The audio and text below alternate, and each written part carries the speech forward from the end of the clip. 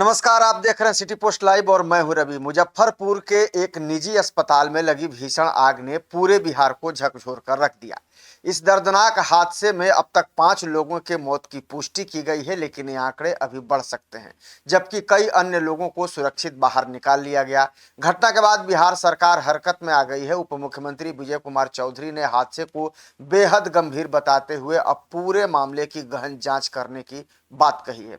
उन्होंने स्पष्ट किया है कि आग लगने के कारणों का पता लगाया जाएगा और यदि किसी प्रकार की लापरवाही सामने आती है तो दोषियों के खिलाफ सख्त कार्रवाई की जाएगी।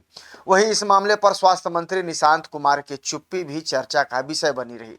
मीडिया द्वारा लगातार सवाल पूछे जाने के बावजूद उन्होंने घटना को लेकर कोई प्रतिक्रिया नहीं दी। दूसरी ओर उप मुख्यमंत्री विजय कुमार चौधरी ने सरकार का पक्ष रखते हुए कहा कि अस्पताल जैसी संवेदनशील जगह पर इस तरह की घटना होना बेहद ही चिंताजनक और इसकी तह तक जाना आवश्यक है।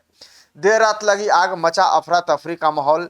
दरअसल जानकारी के अनुसार मुजफ्फरपुर स्थित निजी अस्पताल में देर रात अचानक आग लग गई। देखते ही देखते आग ने अस्पताल के एक बड़े हिस्से को अपनी चपेट में ले लिया। घटना के समय अस्पताल में मरीज, उनके परिजन और स्वास्थ्यकर्मी मौजूद थे। आग लगने के बाद पूरे परिसर में अफरा तफरी मच गई। धुएं और लपटों के बीच लोगों ने किसी तरह बाहर निकलकर अपनी जान बचाई। अस्पताल कर्मियों, स्थानीय लोगों और प्रशासन की मदद से कई मरीजों को सुरक्षित बाहर निकाला गया। हालांकि तमाम प्रयासों के बावजूद 5 लोगों की जान नहीं बचाई जा सकी। इस हादसे ने कई परिवारों को गहरा सदमा दे दिया है। हालांकि इस बीच खबर यह भी है कि मृतकों की संख्या बढ़ भी सकती है, लेकिन अभी रिपोर्ट का आना आधिकारिक बाकी है। घटना की सूचना मिलते ही दमकल विभाग की जो टीम है वो कई गाड़ियों के साथ मौके पर पहुंची। अग्निशमन कर्मियों ने घंटों तक लगातार प्रयास कर आग पर काबू पाया। आग की तीव्रता इतनी अधिक थी कि राहत और बचाव कार्य में काफी मुश्किलों का भी सामना करना पड़ा। जिला प्रशासन के वरिष्ठ अधिकारी भी तत्काल घटनास्थल पर पहुंचे और बचाव कार्यों की निगरानी की। अस्पताल परिसर को खाली कराया गया तथा आसपास के क्षेत्र में सुरक्षा व्यवस्था को भी मजबूत किया गया।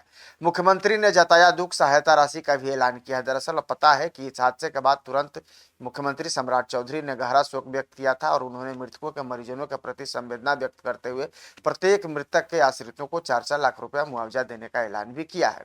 मुख्यमंत्री ने जिला प्रशासन को स्पष्ट निर्देश दिया है कि राहत और बचाव कार्य में किसी प्रकार की कमी न रहे और प्रभावित परिवारों को हर संभव सहायता भी उपलब्ध कराई जाए। सरकार ने घायलों के बेहतर इलाज की भी व्यवस्था करने का निर्देश दिया है।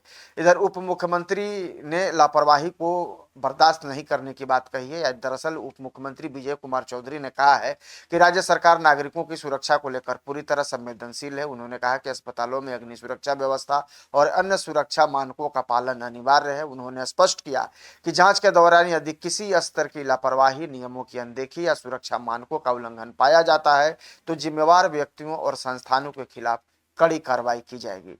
हालांकि जो आग लगी है उसका कारण शॉर्ट सर्किट बताया जा रहा है। प्रशासन की ओर से आग लगने के कारणों की जांच शुरू कर दी गई है। प्रारंभिक स्तर पर शॉर्ट सर्किट को संभावित कारण माना जा रहा है, लेकिन अधिकारी फिलहाल किसी अंतिम निष्कर्ष पर नहीं पहुंचे हैं। इसीलिए यह माना जा रहा है कि अब जो विशेषज्ञ हैं उनकी जो टीम है अस्पताल के सिस्टम, अग्नि सुरक्षा उपकरणों और भवन की संरचना की भी जांच कर रही है और जांच रिपोर्ट आने के बाद यह स्पष्ट हो सकेगा कि हादसे की वास्तविक वजह क्या थी। अस्पतालों की सुरक्षा को लेकर के भी अब सवाल उठ रहे हैं। दरअसल इस तरह की घटना जब होती है तो सुरक्षा को लेकर सवाल उठते हैं। मुजफ्फरपुर अस्पताल अग्निकांड के ने एक बार फिर अस्पतालों में अग्नि सुरक्षा और आपदा प्रबंधन की तैयारियों पर गंभीर सवाल खड़ा कर दिया है। विशेषज्ञों का यह मानना है कि अस्पतालों में नियमित सुरक्षा, ऑडिट, फायर सेफ्टी उपकरण की जांच और आपातकालीन निकासी व्यवस्था को और भी मजबूत करने की जरूरत है। फिलहाल पूरे राज्य की नजर सरकार की जांच रिपोर्ट पर टिकी है। लोगों को उम्मीद है कि इस हादसे से सबक लेते हुए भविष्य में ऐसी घटनाओं को रोकने के लिए ठोस कदम उठाए जाएंगे और दोषियों पर कानून के मुताबिक कार्रवाई भी की जाएगी।